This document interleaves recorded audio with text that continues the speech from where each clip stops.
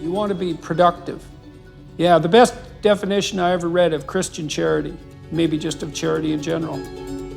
Generosity plus productivity. And look, people like to stress the first, especially when they aren't the second. It's like, well, I'm generous. It's like, yeah, but you don't have anything. So that's, Now, I'm not talking about the people who truly have nothing and are still willing to share. I'm talking about the people who pull down the productive while hyping their own generosity and forgetting that you'd be even better at being generous if you were also productive. So I hear from socialists a lot that Jesus was a socialist. This is a common refrain from the progressive left, and the idea being that you should want to give charity. And I said, Jesus wasn't saying that you should take from others and make them give charity. That wasn't what he said. You need to be generous with your belongings, with your time, with your labor. That's what he was saying. It was a generosity of the heart, not a demand on others. That's right. Well, that's absolutely 100% correct. It's an injunction towards the highest form of self-sacrifice. Period. The end. Obviously, that's what the crucifixion means, the acceptance of that catastrophic death, all of the, what would you say, the tragedy of life, and then even a further radical acceptance of the necessity to confront hell. That's self-sacrifice. That is not calling for moral actions on the part of others on your behalf. Definitely 100% not. And that self-sacrifice is called upon even if you're innocent, right? So it's even more than that. You want to have the ability to delay gratification. That ties in with what we talked about earlier about being able to treat yourself as if you're a community across time. Because to delay gratification means to sacrifice the hedonism of the present to the security and iterability of the future. And so that is a hallmark of maturity. That's also the ability to make sacrifices. That's why the sacrificial motif is stressed so hard in the Old Testament. You have to make sacrifices. To what? Well, to whatever you value. Well, what's the highest value? Well, by definition, that's God. So do you sacrifice to God? Well, if you sacrifice at all, you sacrifice to a God.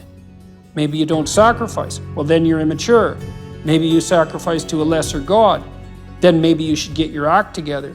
That's all tied together integrally with the notion of the ability to delay gratification.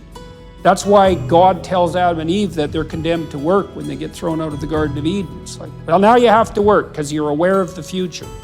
Well, that's a call to sacrifice because work is a sacrificial act. And then the question is, in service of what? And there's another chapter in the book called Do Something Hard. It's pretty direct and straightforward there. But what we're getting at is that there's a problem in our society where we do our best to alleviate any kind of suffering, as if we feel that there's this utopia available to us where suffering can be completely removed from our lives. But that's a false promise. That's a false God. It's impossible. And worse than that, it prevents that sacrifice that you're talking about. It prevents that uphill climb because people are told to feel that there's some sense of injustice if you have to work harder than anyone else for something. And they're blinded as to why. And look, maybe you do have to work harder than someone else to get to the same point. I'm not saying that's impossible, but we all do. That's true for all of us, right? Because with our genetic inheritance, let's say, some things come relatively easy to us and some things are virtually impossible and have to be strived for mightily. And I'm also not saying that some people aren't, what would you say, condemned in some fundamental way in multiple dimensions simultaneously. I mean, I've had people in my clinical practice and met people in my private life who are burdened by so many difficulties simultaneously that it's almost incomprehensible. So I'm not saying there's something even-handed about this, but all of us have to work very hard on certain fronts to be better and to do better. And it's also not obvious to me that that's an unbearable price in some sense, but it's also the most fundamental disciplining adventure, right? And I don't know what it's like for you. I suspect it's the same, but when I look back in my life, I think when I'm thinking in a positive way, I think, well, that was really difficult, but it was worth it. And those two things are integrally associated, right? Because you don't generally say, well, that was easy, but it was worth it. And so what that seems to mean is that the difficulty is intrinsically bound up with the reward.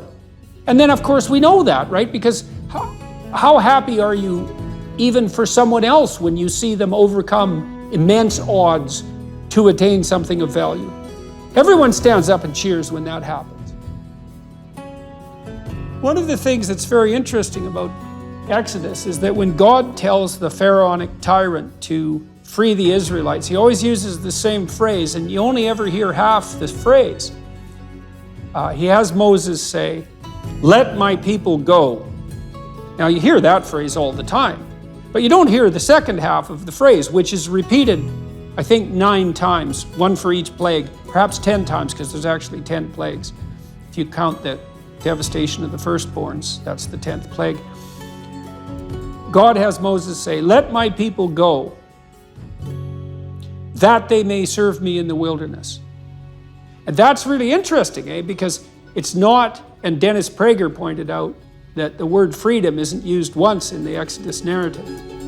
And it's because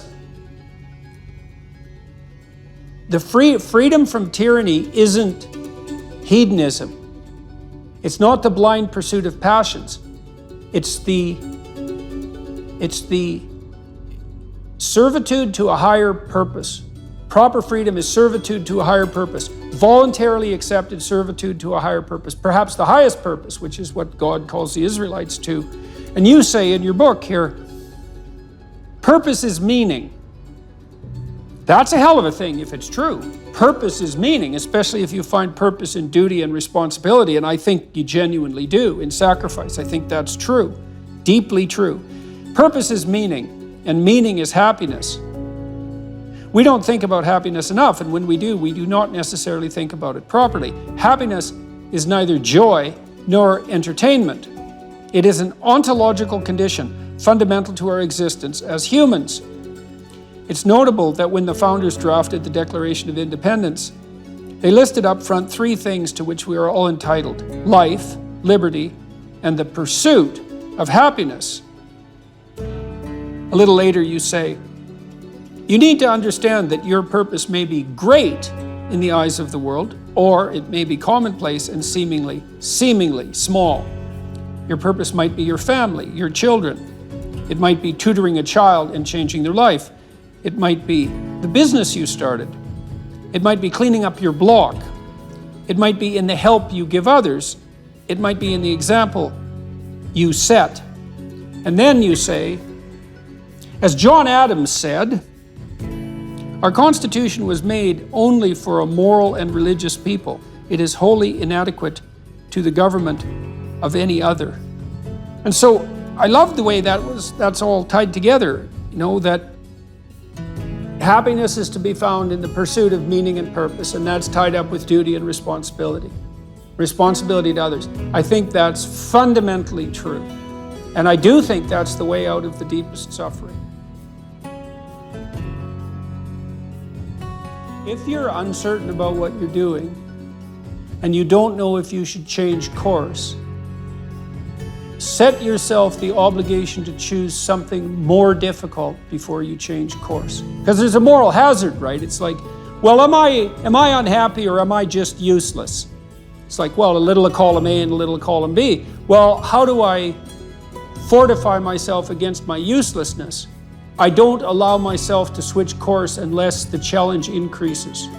And that works, it's a check against your own laziness and inertia and envy and resentment. Because then too, you can say to yourself, well, I moved from there. I didn't fail, I didn't quit, I chose something more difficult. And so I can have some faith in my choice. Maybe I can have some faith in my choice because you accepted a bigger challenge.